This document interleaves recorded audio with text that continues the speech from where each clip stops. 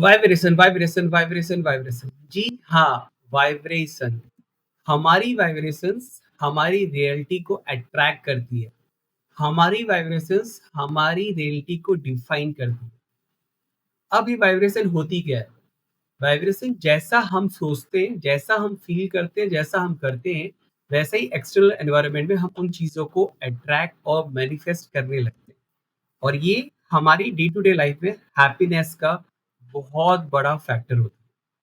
तो अब क्वेश्चन उठता है कि हमें हाई वाइब्रेशन में रहना चाहिए, लो वाइब्रेशन में? नेचुरल है, हर कोई जानता है हमें हाई वाइब्रेशन में ही रहना चाहिए, क्योंकि हम हाई वाइब्रेशन में रहेंगे, हम चीज़ों को उतना ही हमारी तरफ अट्रैक्ट करना स्टार्ट करेंगे, हमारी तरफ मैनिफेस्ट करना स्टार्ट करेंगे। और बहुत सारी ऐसी हमारी डे टू डे हैबिट होती है, जिनको हम बिल्ड करके अपने अंदर हाई वाइब्रेशंस को क्रिएट कर सकते हैं। तो अब क्वेश्चन उठता है कि हाई वाइब्रेशन को हम कैसे बिल्ड करेंगे? सबसे पहले ये चीज़ हमें मानना पड़ेगा, एक फैक्ट मानना पड़ेगा, हम एक एनर्जी हैं and we are vibrating on certain frequency. According to quantum physics, in this universe, in this planet, we all are energies and we are vibrating on a certain frequency. हमारा एक छोटा-सा thought, उससे produce हुई एक छोटी-सी feeling, हमारी body के द्वारा करी गई एक एक्शन जो हमारी रियलिटी को क्रिएट करता है, ये सब कहीं न कहीं एक एनर्जी है और हम एक फ्रीक्वेंसी में वाइब्रेट कर रहे हैं।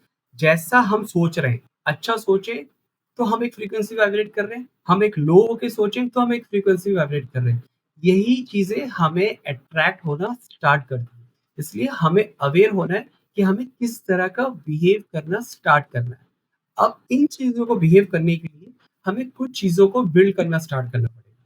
सबसे पहले हमें अपने अंदर अकाउंटेबिलिटी वाला बिहेवियर्स लाना पड़ेगा। जी हाँ, अकाउंटेबल वाला बिहेवियर। क्योंकि हमें ये मानना पड़ेगा, ये एक्सेप्ट करना पड़ेगा, जो भी हम अपनी लाइफ में करना चाहते हैं, उसके लिए हमें खुद को ही अपने एफर्ट्स लगाने पड़ेंगे। जो भी काम हो, हमें अपने अंदर प्रूव ही करना पड़ेगा। इस चीज़ से हमें अवेयर होना पड़ेगा। हमें किसी और पे डिपेंडेंट नहीं रहना है। हमें अपनी लाइफ की ज़िम्मेदारी खुद को ही लेना है। Because we are not a victim, we are the creator of our own world, our own reality. जैसे आपने देखा है कि प्लैनेट्स, कितने सारे प्लैनेट्स सन्स के अराउंड रोटेट करते हैं, अपनी ही फ्रीक्वेंसी में, अपने ही टाइमिंग में। सबका अलग-अलग टाइमिंग होता है सन के अराउंड रोटेट करना, लेकिन वो कभी भी एक-दूसरे से कंपेयर नहीं करते। वो बस अपना काम बहुत ग्रेसफुली करते जाते हैं और जैसे उनका एक टाइम आता है, वो अपने एक एक्सिस को कंप्लीट कर लेते हैं। सिमिलरली हमें भी उस यूनिवर्स के अकॉर्डिंग चलना है। हमें पेशेंसली, ग्रेसफुली होके, फेथ होके हमें एक अपना काम करना है। हमारा भी टाइम आएगा, बस हमें अकाउंटेबल होना है और ये जानना है हम भी उस डिवाइन प्लैनेट के एक सोर्स हैं। बस हमें अगर अपना डिवाइन टाइम चाहिए तो हमें कंसिस्टेंट होना ही पड़ेगा। इस चीज़ के लिए हमें अकाउंटेबल रहना है। लेकिन इस जर्नी में हमारा रास्ता बहुत मुश्किल होता है, बहुत सारे डिस्ट्रैक्शंस आते हैं, लोग हमें जज करते हैं, हम उसके अगेंस्ट रिएक्ट करते हैं। लेकिन हमें इन सब चीज़ों से बाहर आना है, तभी हम अपनी एनर्जी को हाई कर सकेंगे।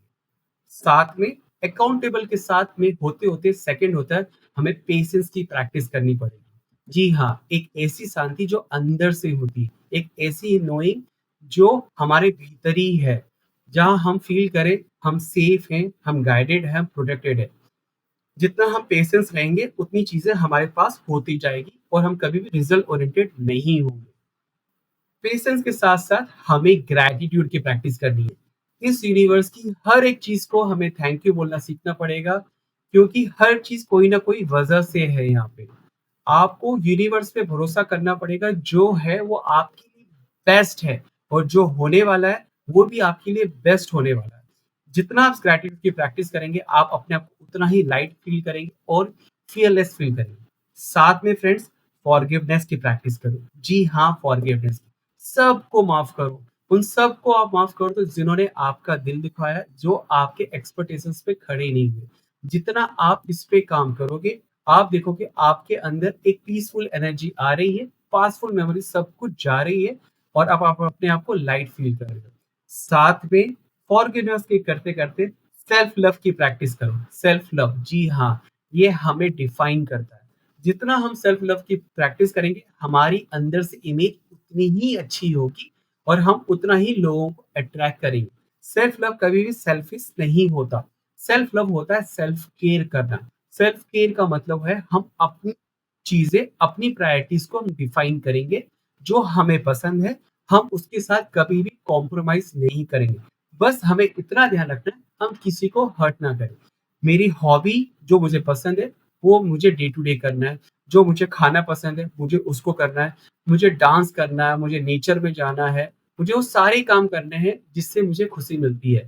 थोड़ा अपने लिए टाइम निकालना स्टार्ट करो, साइलेंस में बैठना स्टार्ट करो, खुद से बातें करो। आप देखोगे ये सेल्फ लव की एनर्जी आपको एक नया वर्ज़न डेवलप करेगी।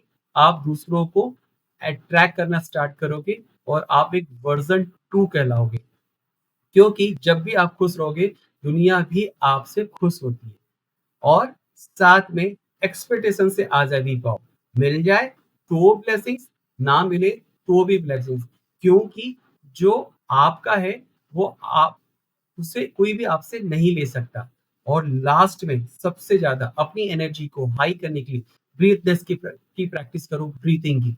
जितना आप ब्रीथिंग की प्रैक्टिस करोगे, आप अपने आप को कभी भी लो फील नहीं करोगे। आपके अंदर एक डिवाइन लाइट है, उसे आप एक्सपीरियंस करो। Friends, you are not your thoughts, you are the space behind you. Detach करो बिना मोह के, लव करो बिना कंट्रोल के, और एक्सेप्ट करो बिना कंपेयर के। क्रिएट करो बिना रुकावट के। और जब जब सब कुछ हो जाए तब भी एक चीज याद रखना, आपके अंदर एक डिवाइन पावर है जिसके द्वारा आप सब कुछ अट्रैक्ट कर सकते हो। You are the eternal source of the universe, जो तुम्हें हर सिचुएशन में कभी भी उठा सकती है।